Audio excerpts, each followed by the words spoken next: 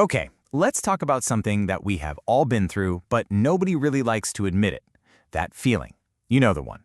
When you have to go, but you just can't. Well, today, we're going to break down exactly what's happening inside your body when you decide to just hold it. I mean, the answer is yes for pretty much everyone, right? That urgent feeling, it always seems to hit at the absolute worst possible moment. It's just a totally universal human experience. You're somewhere and you just can't go. Maybe it's right in the middle of a killer movie, or you're stuck in a big meeting at work, or maybe you're on a long car ride and there's no rest stop for miles. Look, doing this every once in a while, that's usually fine. The real trouble starts when ignoring that signal becomes a habit. So, let's get into it. What is actually happening inside your body during that uncomfortable wait? And this right here, this is the whole point. When you consistently, day after day, ignore what your body is trying to tell you, you are setting yourself up for some surprisingly serious health problems down the road. But before we get into all the scary stuff, we first need to understand how things are supposed to work. So let's take a quick look at the body's natural clockwork. It's actually a pretty amazing and efficient system. Your food gets broken down, all the good stuff, the nutrients, are absorbed, and the waste moves along to the final stop, the rectum. And this last step, this is the one you really got to pay attention to.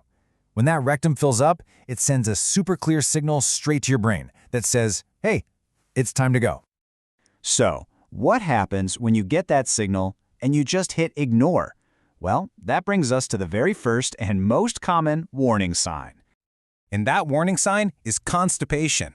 See, when your stool is just sitting there in the rectum waiting for a green light you refuse to give, your body doesn't just stop working. Your large intestine just keeps on doing its job, which is absorbing water. So the longer that waste waits, the more water gets pulled out of it. And you can see the difference so clearly right here. A healthy stool, one that's easy to pass, is mostly water. But when you hold it, your colon just reclaims all that water, leaving the stool harder, drier, and way more difficult to pass.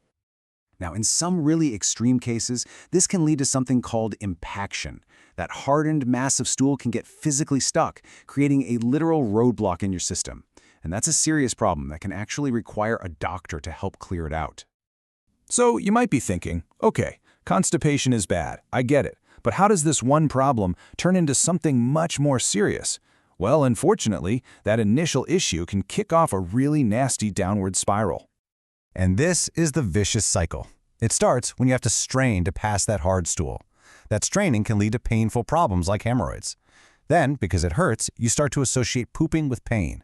So what do? You start holding it in to avoid that pain, which of course just leads to even harder stool, more straining, and even more pain. The cycle just restarts, but it gets worse every time. And this is where the whole thing becomes psychological, not just physical. You can develop a genuine fear of the pain, which reinforces the exact behavior that's causing the problem in the first place. It's a tough cycle to break. And here's the really scary long-term physical damage. Think of your rectum like a balloon. If you are constantly overinflating it by letting stool build up, it eventually starts to stretch out. It loses its elasticity. And the nerves in there can become less sensitive, which means you might not even feel the urge to go anymore, even when you're full. This kind of damage can lead to a really serious condition called fecal incontinence. Basically, when the rectum is all stretched out and blocked with hard, impacted stool, the newer, softer ways can actually leak around that blockage. And at this point, your body has pretty much lost control of the whole process. And if we look at the absolute most severe end of the spectrum, all of that chronic stretching and inflammation has even been linked as a potential risk factor for colon cancer. It's a pretty sobering reminder of just how important it is to listen to our body's most basic signals. Okay, I know that was all pretty heavy, but the good news is the solution is refreshingly simple. So let's talk about how to answer the call. The advice here is really just common sense. You have to be proactive. Don't just sit there and hope the feeling goes away. Actively look for a restroom. If you're with other people, don't be shy about it. Just say you need a minute. And if you know you're going somewhere where a bathroom will be hard to find, like a long hike or a road trip, just plan ahead and go before you leave. All right, to wrap all this up, I want to leave you with one last fact that I think really puts this whole issue into perspective.